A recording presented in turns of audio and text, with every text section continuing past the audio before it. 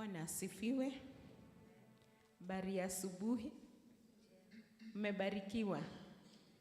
Pia mimi nimebarikiwa. Nashukuru Mungu kwa nafasi nyingine ya kutuleta katika nyumba yake ili akanene na kila mmoja wetu. Hebu na tuangaliane na yule tuko karibu na yeye, tumpe tabasamu nzuri, tumwambie tutabarikiwa pamoja. Na tuombe.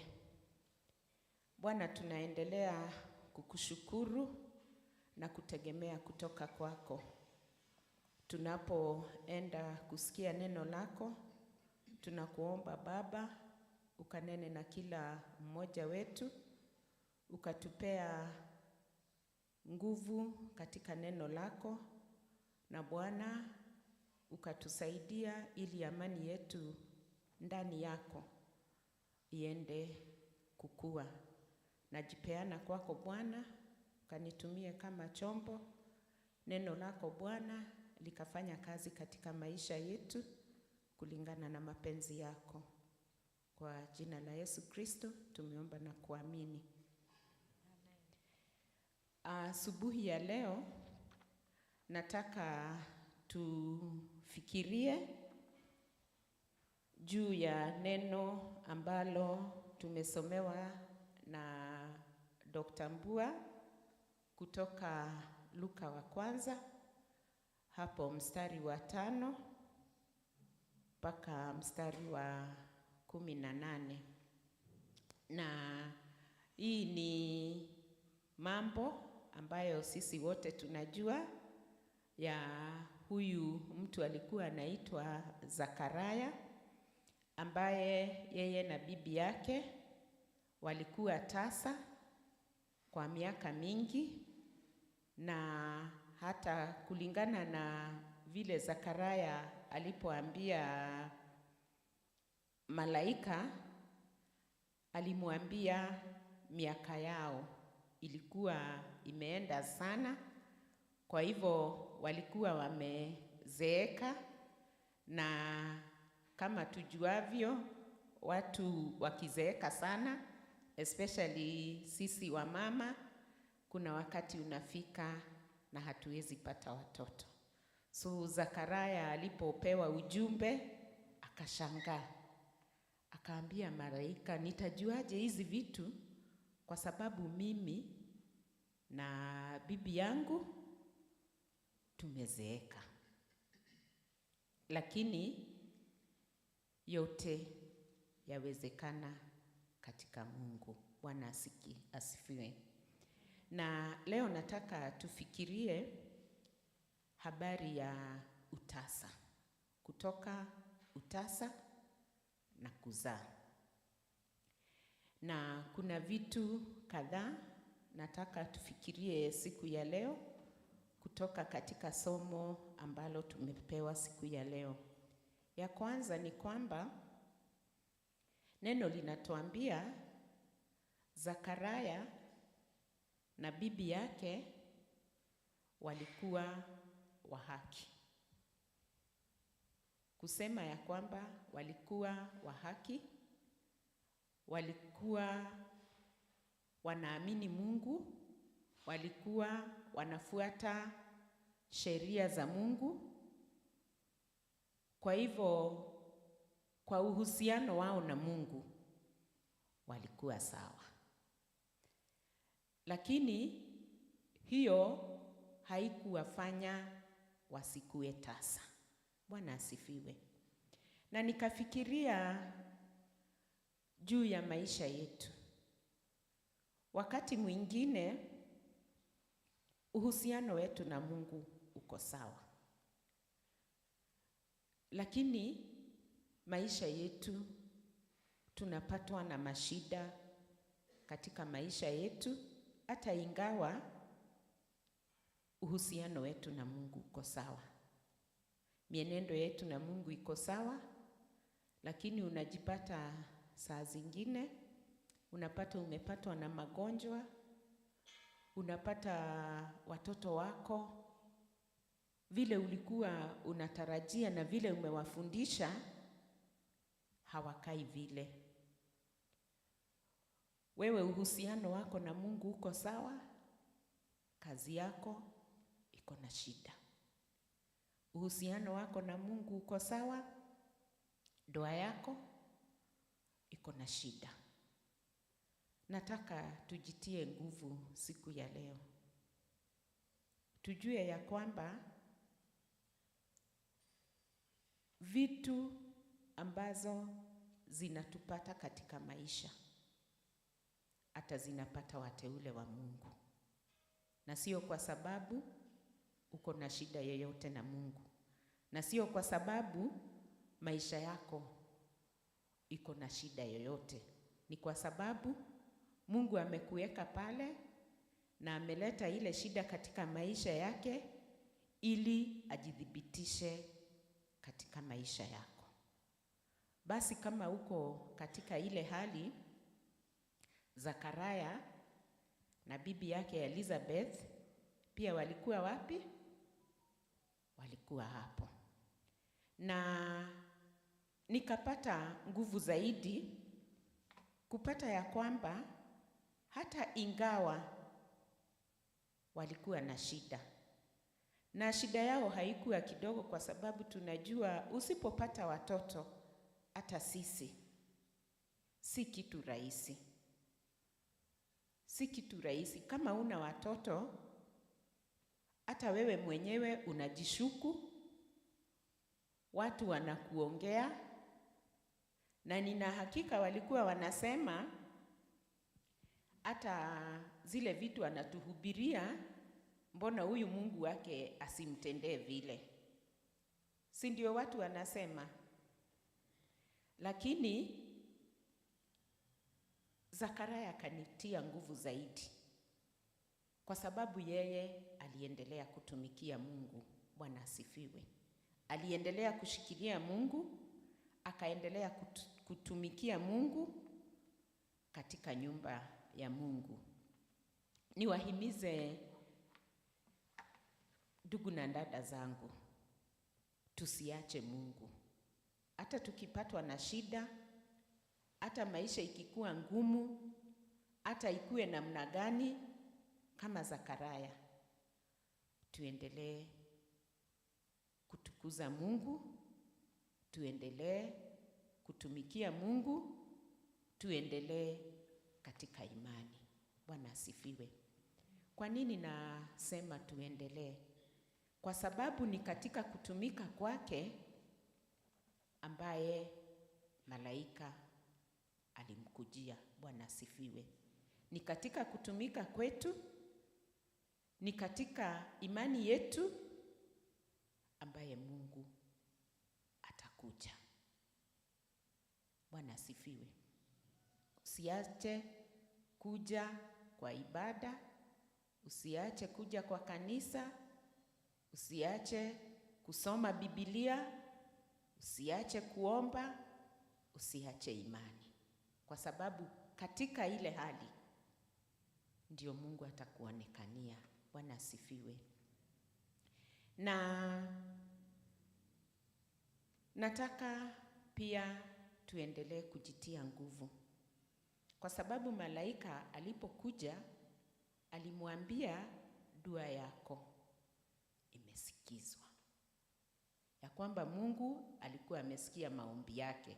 Hata ingawa hawakuwa na mtoto, hata ingawa utasa uliendelea, Mungu alikuwa tayari amefanya nini? Kwa hivyo maombi yako yamesikizwa. Ni muda haujafanya nini? Haujafika. Mungu amesikia maombi yako. Mungu amesikia maombi yetu. Lakini wakati bado.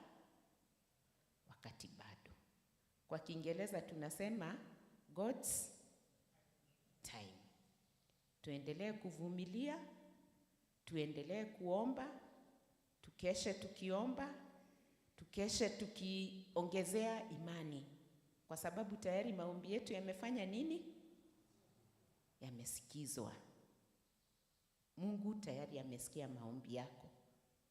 Ni wakati tu tunangojea kidogo. Usiachilie Mungu akuje apate ulishafanya nini? Akikuja na baraka yako apate ulifanya nini? Ulishatoka. Na kitu kingine ni kwamba malaika alipokuja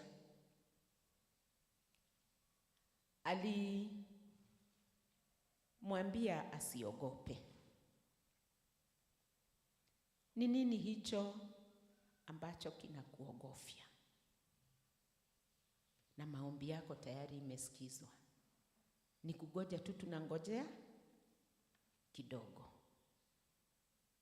Wenzangu katika Kristo, tusiogope, maana Mungu yuko na sisi. Kufumba tu na kufumbua, baraka zetu zinakuja. Bwana asifiwe. Na nikaona ya kwamba Mungu hakupea Zakaria na Elizabeth mtoto tu wa kawaida. Kwanza wao mtoto walipewa habari ya huyu mtoto na malaika. Kwa hivyo hakuzaliwa tu kawaida. Na pia huyu mtoto hakuwa pia mtoto wa kawaida, kwa sababu sisi zote tunajua Yohana Mbatizaji, si ndio? Kwa hivyo Mungu aliwaweka kwa sababu baraka yao haikuwa ya kawaida. Bwana asifiwe. Yaweza kuwa kwamba Mungu amekuweka kwa sababu baraka yako sio. Watu waliendelea kupata watoto, si ndio? Watu walikuwa wamepata watoto, lakini wale Mungu akaweka tasa kwa sababu mtoto wao hakuwa wa kawaida. Na mtoto wao alipozaliwa kila mtu alijua na alijulikana, na ataendelea kujulikana kwa sababu hata sisi tunamjua.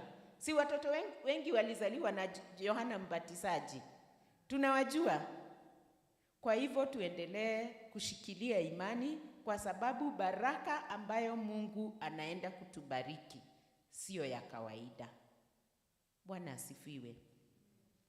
Na malaika alipokuwa akitabiri kuzaliwa kwa Yohana, akasema mambo mingi kuhusu Yohana. Lakini kitu moja ambayo tutaongea ama tutafikiria siku ya leo ni kwamba alisema ya kwamba atarejesha wengi kwa Mungu Baba yao. Bwana asifiwe. Na tunapofikiria utasa siku ya leo, tufikirie sisi wenyewe kama Wakristo. Neno linasema ya kwamba Zakaria na bibi yake walikuwa wenye haki, walikuwa wakiendelea katika amri zote za Bwana na maagizo ya Bwana. Na sisi pia tumeokoka, tunakiri Yesu Kristo, tunaendelea katika maagizo, tunaendelea katika amri zote za Bwana. Lakini yaweza kuwa pia sisi ni tasa katika Ukristo wetu, tasa katika kurejesha watu kwa Mungu Baba yetu. Sisi wote tumeitwa na tumetumwa kurejesha watu kwa Yesu Kristo. Umerejesha wangapi? umeambia wangapi? Ama wokovu wetu na uhusiano wetu na Mungu ni wetu peke yetu. Wokovu wetu ni siri, haizai matunda. Hakuna mtu tunaambia, tunanyamazia tu. Bwana tusaidie, tuanze kuzaa mazao ya Roho. Muda usio kitambo sana tulienda mazishi na mchungaji Kimata, na uko mashinani kuna ule mtu alikuwa ameitwa akaribishe watu, na aliposimama akasema, nimefurahi sana kuona mchungaji Kimata, nimefurahi kwa sababu hata nimefurahi amekuwa mchungaji. Akasema mwaka wa 87 aliniombea nikaokoka, na nikapata challenge 1987 ndio alimuombea. Hizo ni miaka ngapi? Almost 40, si ndio? Hizo ni 38 years. Na wakati nilipokuwa ninafikiria utasa katika Kristo, nikajiuliza ni watu wangapi wanaweza simama waseme nilijua Kristo kwa sababu ya Susan. Kwa sababu sisi sote yaweza kuwa wewe ni tasa. Ebu na tupate hiyo changamoto kila mmoja wetu, tukienda huko nje tutangaze Kristo, kwa sababu kazi yetu na mwito wetu ni kutangaza Kristo. Na tuombe. Tunakushukuru Mungu Baba yetu kwa nafasi umetupea ya kusikiza neno lako. Tunaomba Bwana, neno lako likawa mbegu ambayo itazaa mazao katika maisha yetu. Na katika jina la Yesu Kristo tumeomba na kuamini.